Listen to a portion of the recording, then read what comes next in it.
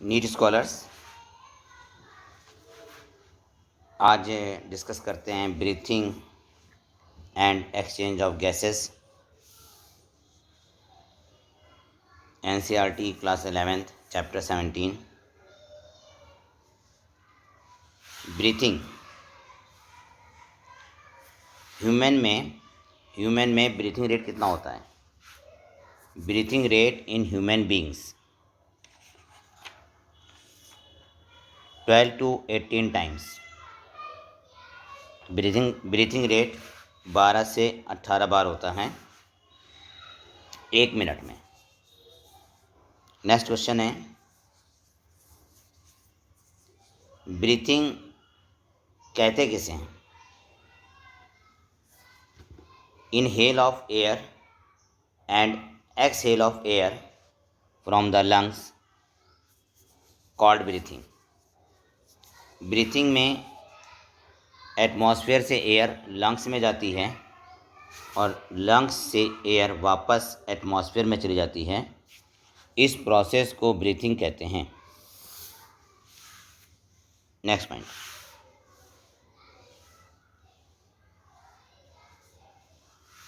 Gaseous exchange simple diffusion के द्वारा होता है। गैसियस एक्सचेंज सिंपल डिफ्यूज़न के द्वारा होता है। इसका आंसर है sponge, coelenterates, flat warm.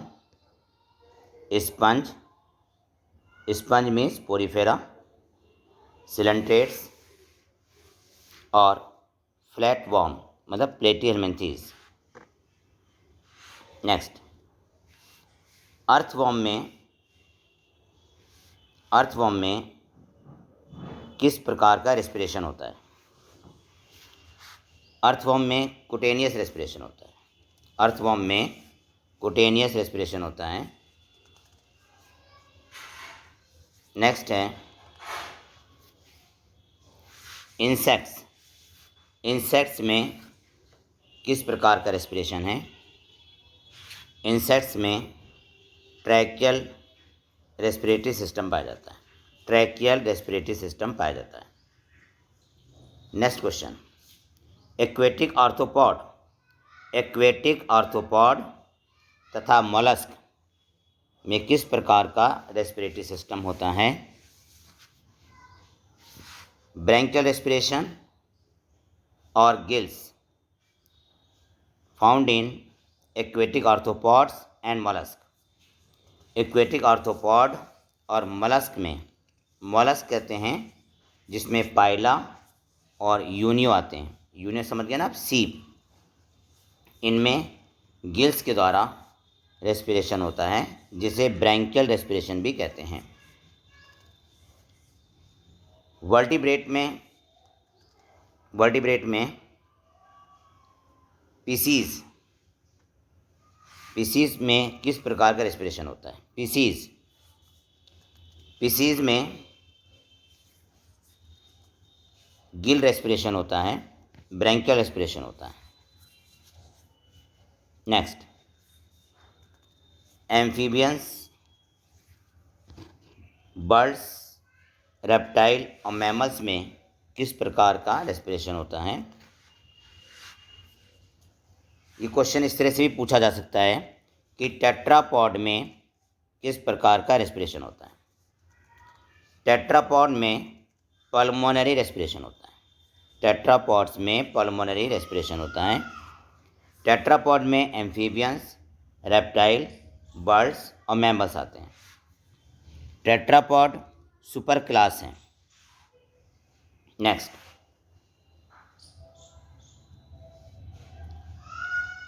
Book gills किस में पाए जाते हैं? Book gills are the respiratory organ of limulus. Limulus LIMULUS, limulus के रेस्पिरेटरी ऑर्गन बुक गिल्स हैं। Book lungs are the respiratory organ of, book lungs किसके respiratory organ हैं? Book lungs हैं एरेक्निड्स के। बुक लंग्स रेस्पिरेटरी ऑर्गन है एरेक्निड के। एरेक्निड means spider और scorpion. Next question, tadpole, tadpole के रेस्पिरेटरी ऑर्गन का नाम लिखें। टेडपोल में गिल्स रेस्पिरेटरी ऑर्गन्स हैं। टेडपोल में गिल्स रेस्पिरेटरी ऑर्गन्स हैं। नेक्स्ट पॉइंट, नेक्स्ट क्वेश्चन है लैरिंग्स। लैरिंग्स को वॉइस बॉक्स भी कहते हैं। लैरिंग्स में 9 कार्टिलेज होती हैं। आपको ये बताना है इसमें कौन सी अनपेयर्ड कार्टिलेज हैं और कौन सी पेयर्ड कार्टिलेज हैं। Answer, लैरिंग्स has 9 cartilage and joint together by ligament and membranes. लैरिंग्स में 9 कार्टिलेज हैं जो लिगामेंट या मेम्ब्रेन के द्वारा आपस में जुड़ी होती हैं। तो पहले मैं 3 अनपेयर्ड कार्टिलेज के नाम बताता हूँ। अनपेयर्ड कार्टिलेज, पहली है thyroid cartilage, THYROID, thyroid cartilage. Thyroid cartilage Adam Apis भी बनाती है। एडम्स एपिल किससे बनता है? थायराइड कार्टिलेज से बनता है। दूसरी है क्रीक्वाइड कार्टिलेज और तीसरी है एपिग्लॉटिड्स। नेक्स्ट आती हैं paired cartilage. Paired cartilage, PAIRED, paired cartilage. First है arytenoid cartilage. Arytenoid cartilage, ARYTENOID। और दूसरी है corniculate cartilage, CORNICULATE, corniculate cartilage.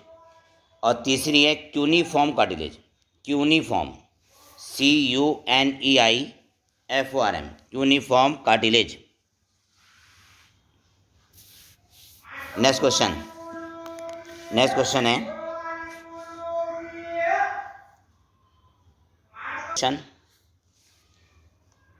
Bronchial tree. Bronchial tree बताएं। और ब्रोंकियल ट्री एक प्रकार से रेस्पिरेटरी पैसेज को भी इंडिकेट करता है। ब्रोंकियल ट्री में प्राइमरी ब्रोंकस आता है और प्राइमरी ब्रोंकस की फिर ब्रांचेज हैं, आप नोट करें। ब्रोंकियल ट्री, ब्रोंकियल ट्री में ट्रैकिया, ब्रोंकियल ट्री से पहले ट्रैकिया होता है। ट्रैकिया 12 सेंटीमीटर लॉन्ग होता है। ट्रैकिया 12 सेंटीमीटर लॉन्ग होता है।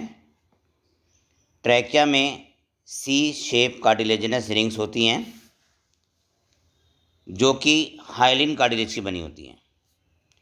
और C shape cartilaginous ring dorsal side पर ओपन होती हैं।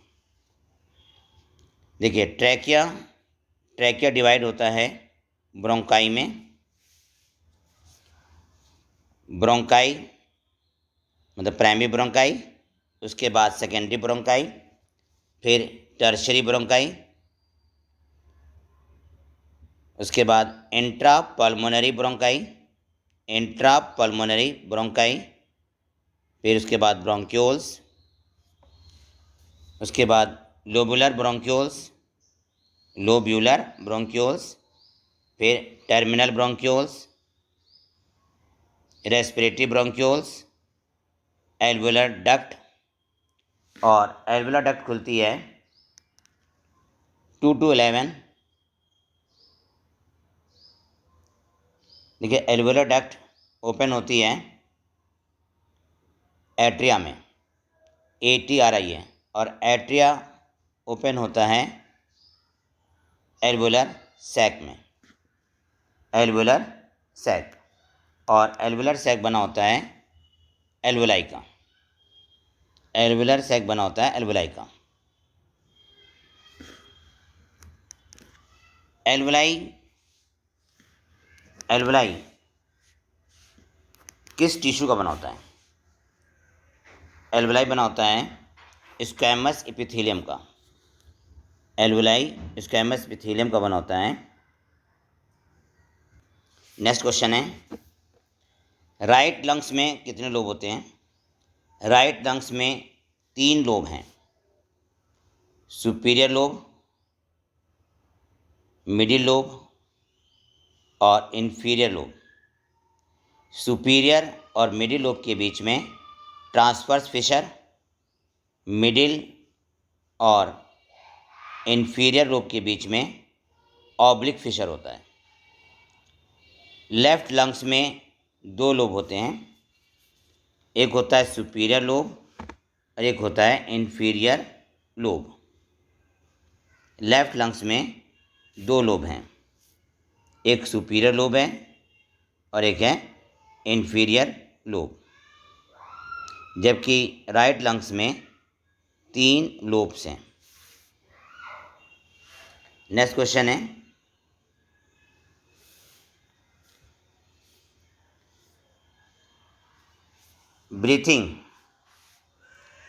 ब्रीथिंग कितने स्टेप्स में कंप्लीट होती है?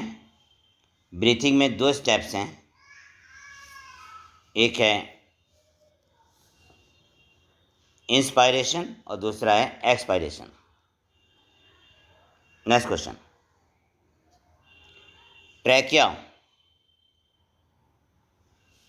ट्रैकिया किस लेवल पर पहुंचकर राइट और लेफ्ट प्राइमरी ब्रोंकाई में डिवाइड हो जाती है? ट्रैकिया किस लेवल पर पहुंचकर राइट और लेफ्ट प्राइमरी ब्रोंकाई में डिवाइड होती है? आंसर नोट करें, फिफ्थ थोरेसिक वर्टिब्री।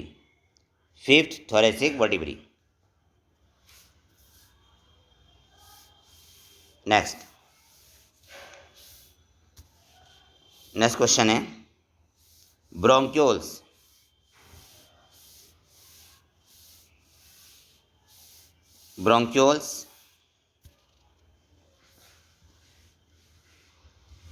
किसमें समाप्त होते हैं?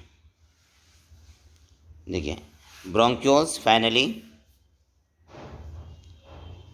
Terminate into the alveoli. अगर हम देखें, ब्रोंक्यूल्स बिल्कुल लास्ट में जाकर एल्वोलाई में समाप्त हो जाते हैं।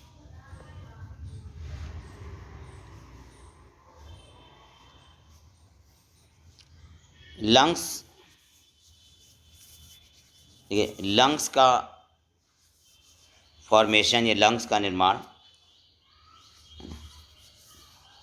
निर्माण किन से होता है? मतलब कौन कौन से स्ट्रक्चर्स लंग्स के फॉर्मेशन में इन्वॉल्व हैं? आंसर नोट करें, ब्रोंकाई का मतलब नेटवर्क, ब्रोंक्यूल्स और एल्वोलाई। ब्रोंक्यूल्स, एल्वोलाई, ये तीनों मिलकर लंग्स का फॉर्मेशन करते हैं। नेक्स्ट, लंग्स थोरेसिक कैविटी की किस कैविटी में होते हैं? लंग्स थोरेसिक कैविटी के किस कैविटी में होते हैं? लंग्स प्लूरल कैविटी में पाए जाते हैं, प्लूरल कैविटी में। और प्लूरल कैविटी में प्लूरल फ्लूइड होता है जो कि लंग्स सरफेस पर फ्रिक्शन को रिड्यूस करता है। Next point,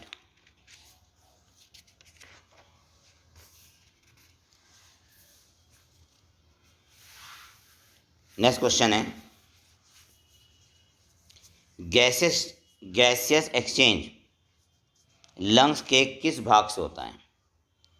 gaseous exchange lungs की एल्वोलाई में होता है, लंग्स की एल्वोलाई में होता है।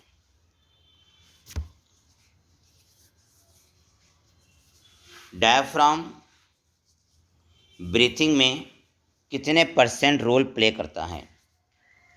डायफ्राम ब्रीथिंग में 70% रोल प्ले करता है।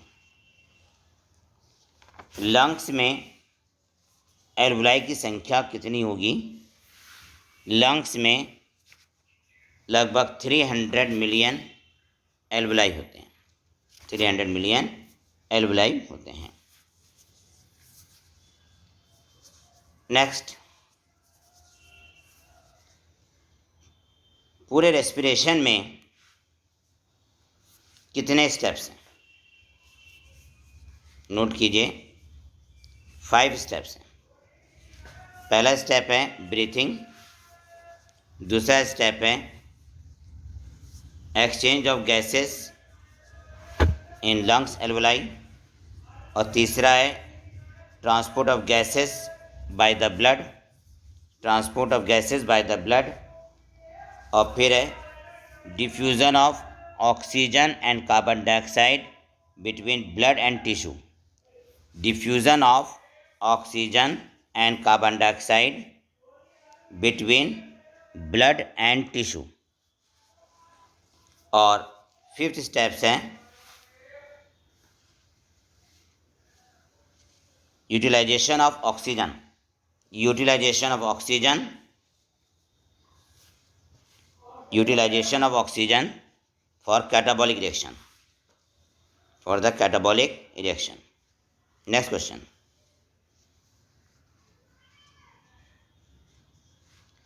नेक्स्ट क्वेश्चन है intra pulmonary pressure is less than atmospheric pressure, intra pulmonary pressure is less than atmospheric pressure,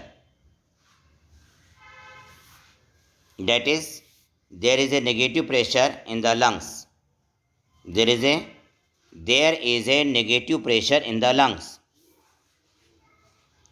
with respect to atmospheric pressure, with respect to atmospheric pressure। इस condition में inspiration होगा या expiration होगा? Yes right, इस condition में inspiration होगा। देखिए inspiration, जब इंस्पायरेशन होता है उस समय intra pulmonary pressure is less than atmospheric pressure, intra pulmonary pressure atmospheric pressure से कम हो जाता है और लंग्स में नेगेटिव प्रेशर डेवलप हो जाता है। नेक्स्ट क्वेश्चन है intra pulmonary pressure is higher, intra pulmonary pressure is higher than atmospheric pressure. हाँ, इस कंडीशन में क्या होगा? Expiration, good answer. इस कंडीशन में एक्सपायरेशन होगा। Next question, internal intercostal muscles contract, internal intercostal muscles contract करती हैं, आपको बताना है इंस्पायरेशन में या एक्सपायरेशन में? इंस्पायरेशन में, इंस्पायरेशन में। नेक्स्ट क्वेश्चन है डायाफ्राम डोम शेप हो जाता है, डायाफ्राम डोम शेप हो जाता है कौन से प्रोसेस में बताइए? यस, डायाफ्राम डोम शेप होता है एक्सपायरेशन में, एक्सपायरेशन हो जाता है। Next question,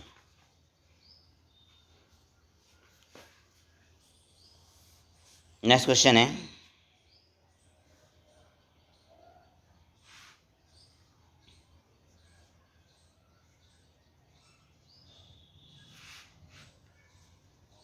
an increase in pulmonary volume, an increase in pulmonary volume decrease the intrapulmonary pressure to less than atmospheric pressure, atmospheric pressure।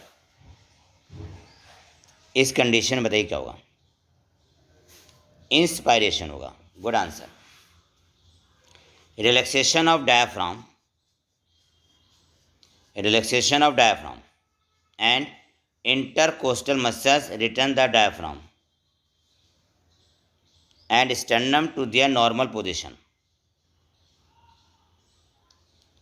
reduce thoracic volume, reduce thoracic volume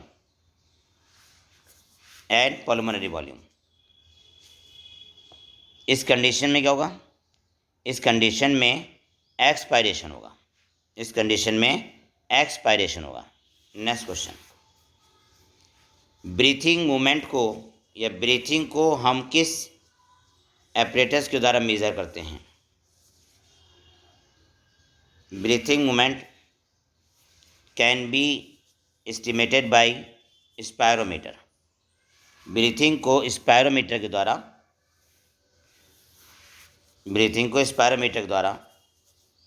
observe करते हैं।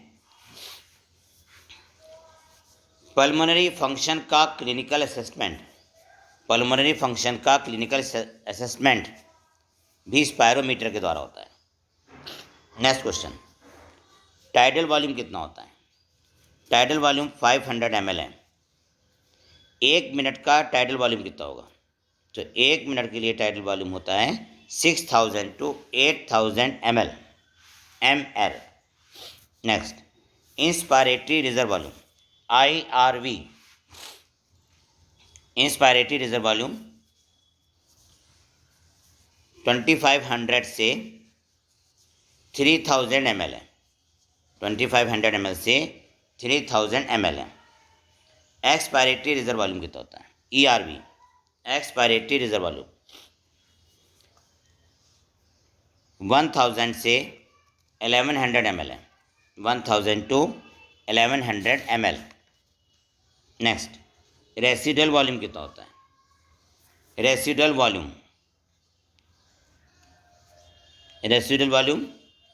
Volume of air remain in the lungs after a forcible expiration, मतलब force के साथ expiration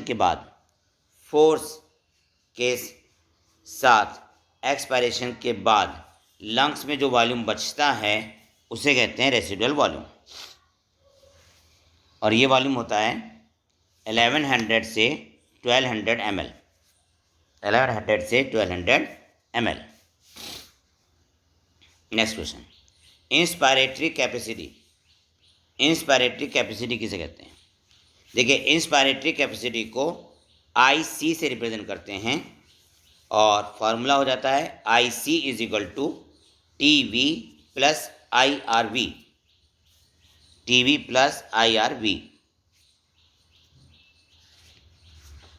IRV कितना है? 2500 और TV कितना है? 500, तो अप्रॉक्स 3000 ml। नेक्स्ट क्वेश्चन है एक्सपायरेटरी कैपेसिटी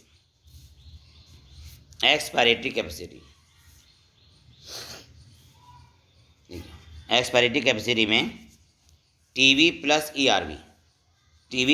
ERV आंसर होगा 1600। इसका आंसर होगा 1600। एक्सपायरेटरी कैपेसिटी किसे कहते हैं? Total volume of air A person can expire after a normal inspiration.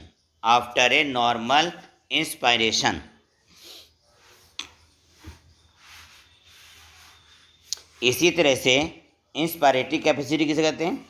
Inspiratory capacity में होता है a person can inspire after a normal expiration.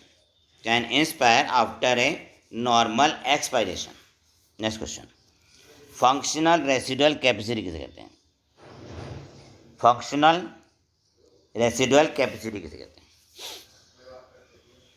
तो देखिए, functional residual capacity means FRC is equal to ERV plus RV। Next question है vital capacity. तो देखिए, vital capacity means VC, इसका formula हो जाएगा VC is equal to ERV plus TV plus IRV। फिर सुनिए, VC is equal to ERV plus TV plus IRV। Next question, total lungs capacity कितनी है?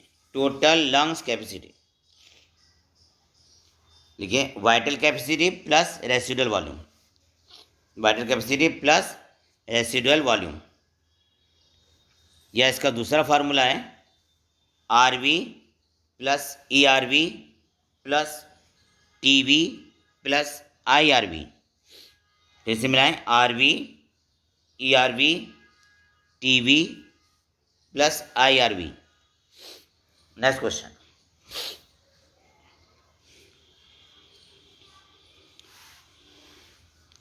गैस एक्सचेंज कहाँ पे होता है? एल्वलाई में होता है।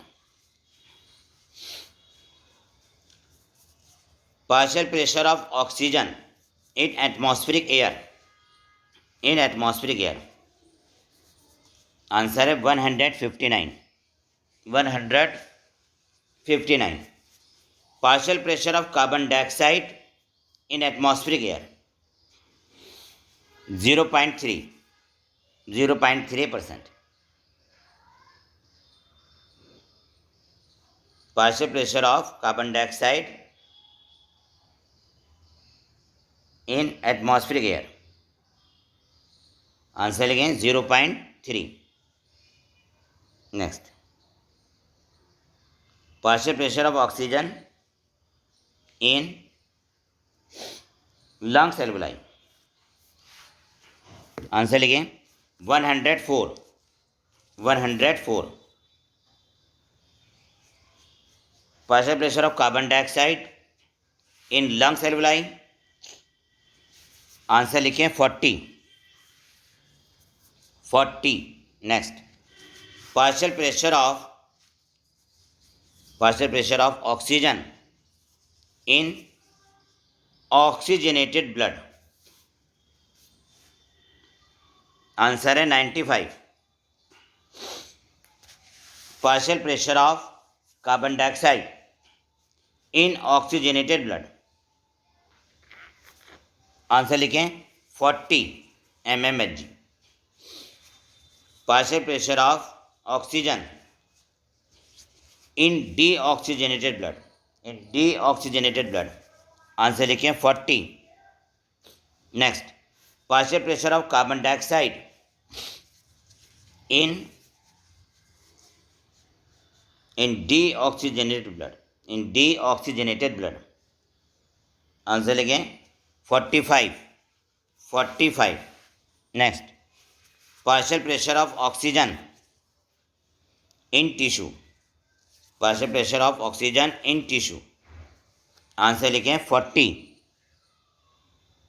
Next, partial pressure of carbon dioxide in tissue, answer लिखें 45। नेक्स्ट क्वेश्चन, गैस एक्सचेंज में कितनी लेयर इन्वॉल्व होती हैं?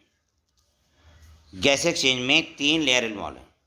गैस एक्सचेंज में कितनी लेयर इन्वॉल्व होती हैं? तो गैस एक्सचेंज में 3 लेयर इन्वॉल्व हैं। Number 1 squamous epithelium, number 2 endothelium, number 3 basement membrane या basement substance, basement substance.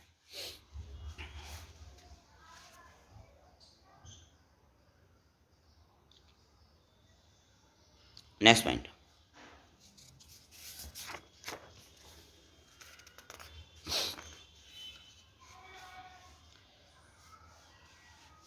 Oxygen का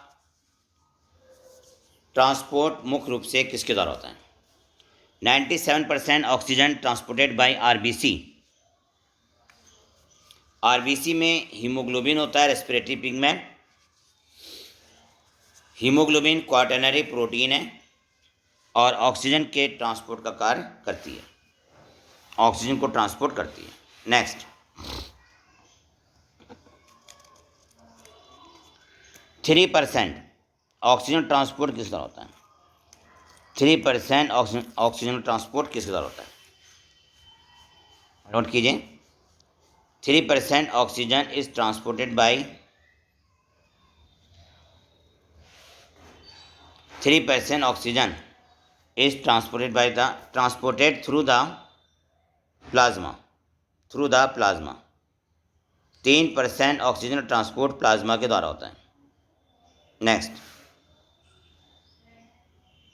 25% कार्बन डाइऑक्साइड का ट्रांसपोर्ट किसके द्वारा होता है? 25% कार्बन डाइऑक्साइड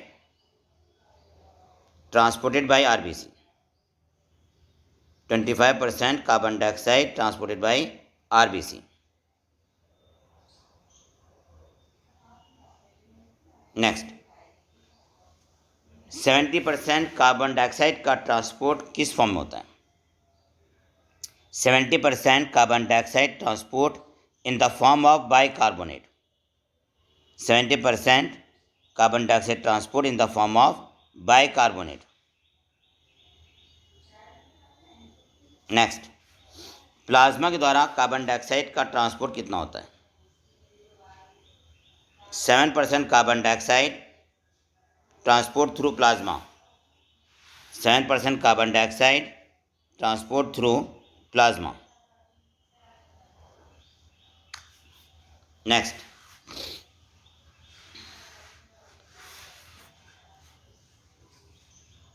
रेस्पिरेटरी पिगमेंट का नाम बताइए। रेस्पिरेटरी पिगमेंट हीमोग्लोबिन है। रेस्पिरेटरी पिगमेंट हीमोग्लोबिन है। हीमोग्लोबिन के एक मॉलिक्यूल से ऑक्सीजन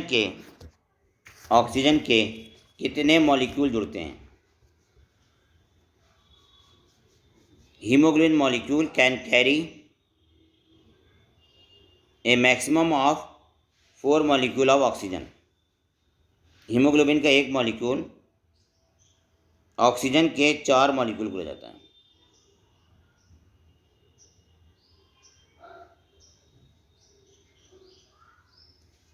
नेक्स्ट,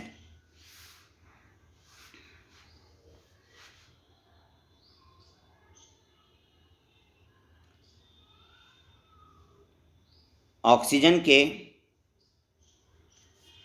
हीमोग्लोबिन के साथ जुड़ने में कौन से फैक्टर इन्वॉल्व होते हैं? आंसर लिखें। Partial pressure, hydrogen ion concentration, temperature तथा पीएच।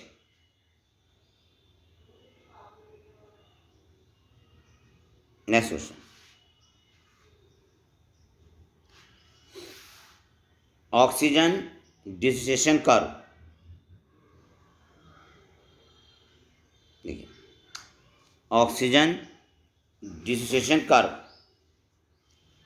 अगर लेफ्ट साइड में शिफ्ट करता है तब क्या इंडिकेट होता है? अगर ये कर्व लेफ्ट साइड में शिफ्ट होता है तभी क्या इंडिकेट करता है?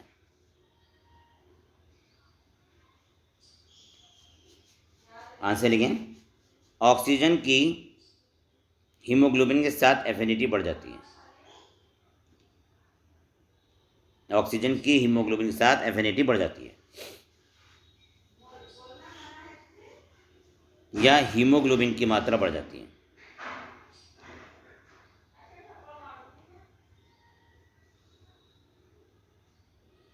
नेक्स्ट, अगर oxygen dissociation curve right side में शिफ्ट करता है तब क्या होता है? अगर ये ग्राफ राइट साइड में शिफ्ट करता है तो ऑक्सीजन की एफिनिटी हीमोग्लोबिन के साथ कम हो गई है।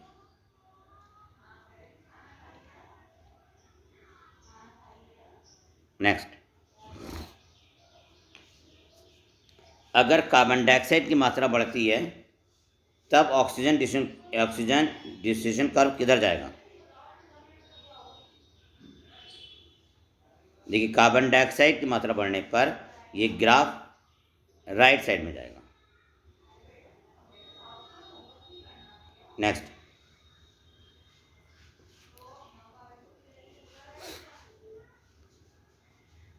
अगर पीएच का मान कम होता है तभी ग्राफ किधर जाएगा? देखिए, पीएच का मान कम होने पर ग्राफ राइट साइड में जाएगा।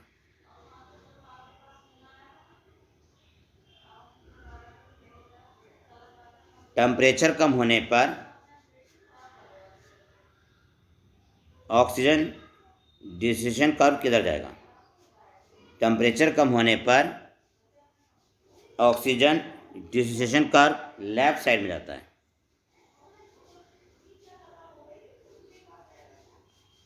जब oxygen dissociation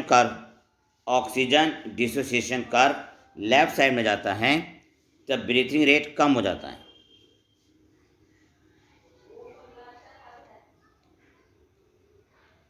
next, 100 ml oxygen 100 ml oxygenated blood 100 ml oxygenated blood कितने ml ऑक्सीजन को डिलीवर करता है टिश्यू में? 100 ml oxygenated blood 100 ml oxygenated blood कितने ml ऑक्सीजन को टिश्यू में छोड़ता है? आंसर लिखें 5 ml।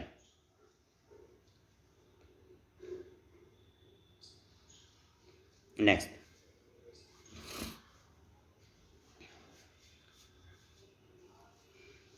क्लोराइड शिफ्ट एक्सप्लेन करता है कार्बन डाइऑक्साइड के ट्रांसपोर्ट को। क्लोराइड शिफ्ट एक्सप्लेन करता है कार्बन डाइऑक्साइड के ट्रांसपोर्ट को। नेक्स्ट, क्लोराइड शिफ्ट किसे कहते हैं? आरबीसी से बाइकार्बोनेट आयन का प्लाज्मा में डिफ्यूज़ होना और प्लाज्मा से क्लोराइड आयन का आरबीसी में जाना क्लोराइड शिफ्ट कहलाता है।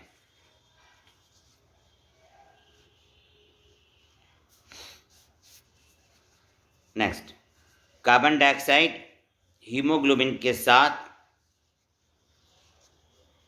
कंबाइंड होकर कार्बेमिनो हीमोग्लोबिन बनाती है। Carbon dioxide combined with haemoglobin to form carbamino haemoglobin,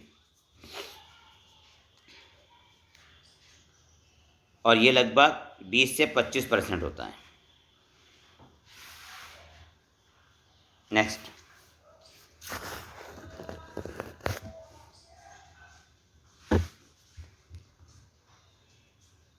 carbon dioxide और वाटर मिलकर बनाते हैं कार्बोनिक एसिड। यहाँ पर कौन सा एंजाइम प्रेजेंट होता है? Carbonic anhydrase. Next, carbonic anhydrase का मैक्सिमम टर्नओवर नंबर होता है। कार्बोनिक एनहाइड्रेस का मैक्सिमम टर्नओवर नंबर होता है। Next,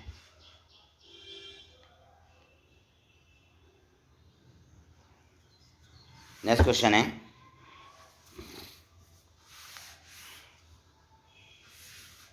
100 ml deoxygenated blood 100 ml deoxygenated blood कितने ml कार्बन डाइऑक्साइड को एल्वुलाई में रिलीज करता है? 100 ml डीऑक्सीजनेटेड ब्लड कितने ml कार्बन डाइऑक्साइड को एल्वुलाई में रिलीज करता है? आंसर लिखें 4 ml। 100 ml ऑक्सीजनेटेड ब्लड कितने ml ऑक्सीजन को टिश्यू में रिलीज करता है? आंसर है 5 ml। नेक्स्ट क्वेश्चन,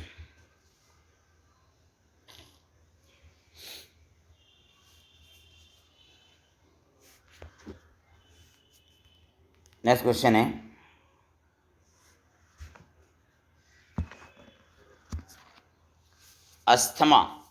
अस्थमा किसकी वजह से होता है? देखिए, अस्थमा है difficult breathing due to inflammation of bronchi and bronchioles. देखिए, अस्थमा में ब्रोंकाई और ब्रोंक्यूल्स में इन्फ्लेमेशन हो जाता है और ब्रीथिंग के समय वीजिंग साउंड भी निकलती है, wheezing, WHEEZING। Next question, emphysema किसे कहते हैं? देखिए, एम्फाइसेमा पल्मोनरी डिसऑर्डर है और एम्फाइसेमा में लंग्स खराब हो जाते हैं और ये स्मोकिंग के द्वारा होता है। एम्फाइसेमा स्मोकिंग के द्वारा होता है। Occupational respiratory disorder, occupational respiratory disorder का कॉज बताएं, कारण बताएं। Occupational respiratory disorder caused by stone dust, stone dust के द्वारा होता है, स्टोन डस्ट।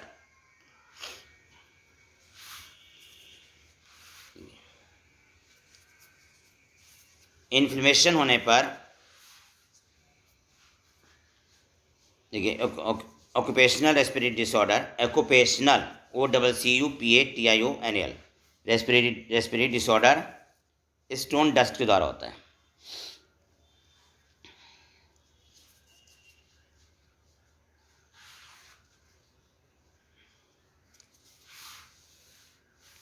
डस्ट, देखिए डस्ट लंग्स में पहुंचकर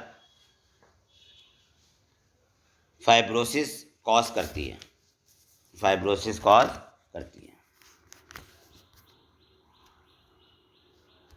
नेक्स्ट क्वेश्चन है, बोर इफेक्ट से ऑक्सीजन डिसोसिएशन कर्व किस साइड में जाता है?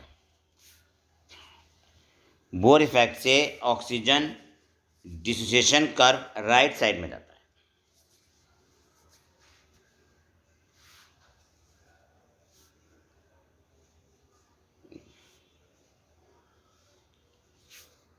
नेक्स्ट है,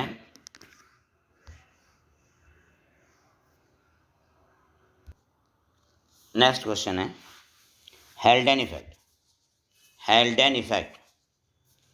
देखिए हेल्डेन इफेक्ट से कार्बन डाइऑक्साइड एल्वुलाई में डिफ्यूज़ हो जाती है, कार्बन डाइऑक्साइड एल्वुलाई में डिफ्यूज़ होती है तथा ऑक्सीजन लंग्स एल्वुलाई के ब्लड में डिफ्यूज़ हो जाता है, तथा ऑक्सीजन लंग्स एल्वुलाई के ब्लड में डिफ्यूज़ होता है। हेल्डेन इफेक्ट से टिश्यू में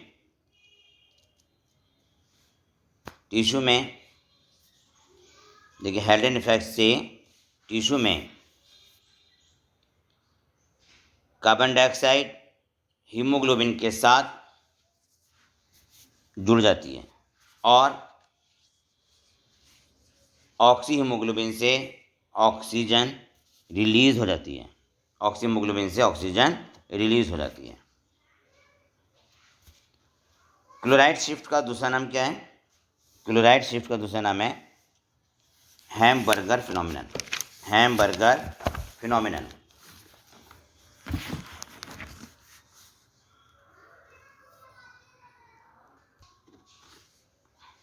ब्रीथिंग सेंटर स्थित होता है, ब्रीथिंग सेंटर मेडुला ऑब्लंगेटम होता है, ब्रीथिंग सेंटर मेडुला ऑब्लंगेटम होता है। न्यूमोटैक्सिक सेंटर स्थित, न्यूमोटैक्सिक सेंटर स्थित होता है, न्यूमोटैक्सिक सेंटर पॉन्स वेरोली में होता है, पॉन्स वेरोली में होता है। Next, chemosensitive area, chemosensitive area, chemosensitive area कहाँ पर स्थित होता है? आंसर लिखेंगे medulla oblongata, medulla oblongata. Next question है,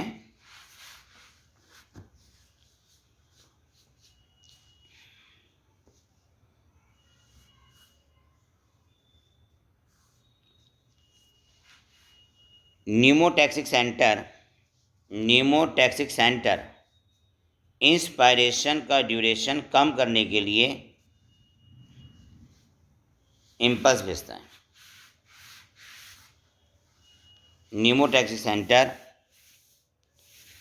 इंस्पायरेशन का ड्यूरेशन कम करने के लिए इम्पल्स भेजता है। नेक्स्ट,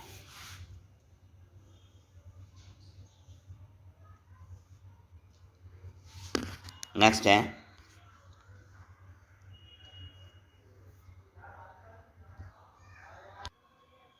नेक्स्ट पॉइंट है कीमोसेंसिटिव एरिया रिदम सेंटर के पास होता है, chemo sensitive area rhythm RHYTHM centre के पास सिचुएटेड होता है, स्थित होता है, जो कि कार्बन डाइऑक्साइड और हाइड्रोजन आयन के लिए बहुत अधिक सेंसिटिव होता है।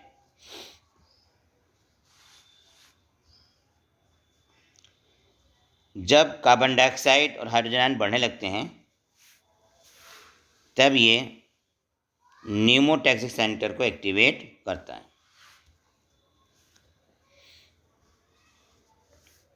नेक्स्ट पॉइंट, एओर्टिक आर्च और कैरोटिड आर्टरी। एओर्टिक आर्क और कैरोटिड आर्टरी में भी रिसेप्टर्स होते हैं जो कि कार्बन डाइऑक्साइड और हाइड्रोजन आयन के कंसंट्रेशन को चेक करते हैं। एओर्टिक आर्क और कैरोटिड आर्टरी में भी रिसेप्टर होते हैं जो कि कार्बन डाइऑक्साइड तथा हाइड्रोजन आयन के कंसंट्रेशन को रिकॉग्नाइज करते हैं।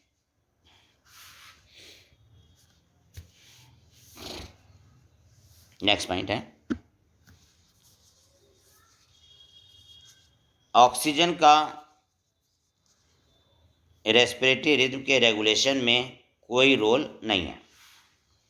Role of oxygen in regulation of respiratory rhythm is quite insignificant. Oxygen का रेस्पिरेटरी रिदम के रेगुलेशन में कोई रोल नहीं है। नेक्स्ट पॉइंट है,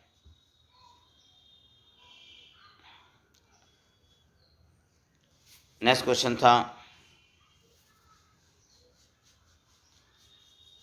कीमो सेंसिटिव एरिया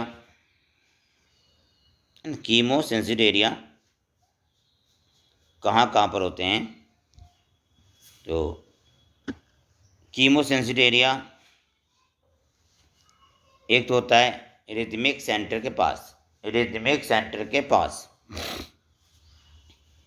और दूसरा होता है कैरोटिड आर्टरी एवं एओर्टिक आर्क के पास।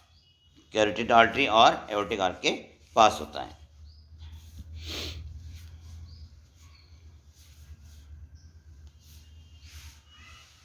Chemo sensitive area carbon dioxide और हाइड्रोजन आयन के लिए सेंसिटिव होते हैं। Chemo sensitive area sensitive to carbon dioxide and hydrogen ion.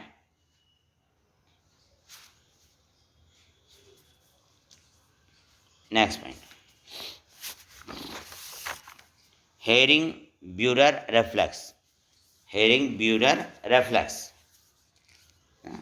Expiration को रोककर इंस्पायरेशन को बढ़ाता है। एक्सपायरेशन को रोककर इंस्पायरेशन को बढ़ाता है।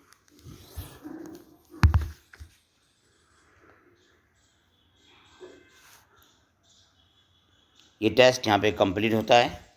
Wish you all the best dear students. खूब तैयारी करें आप और आपका सिलेक्शन इसी साल होना है। Thank you, wish you all the best.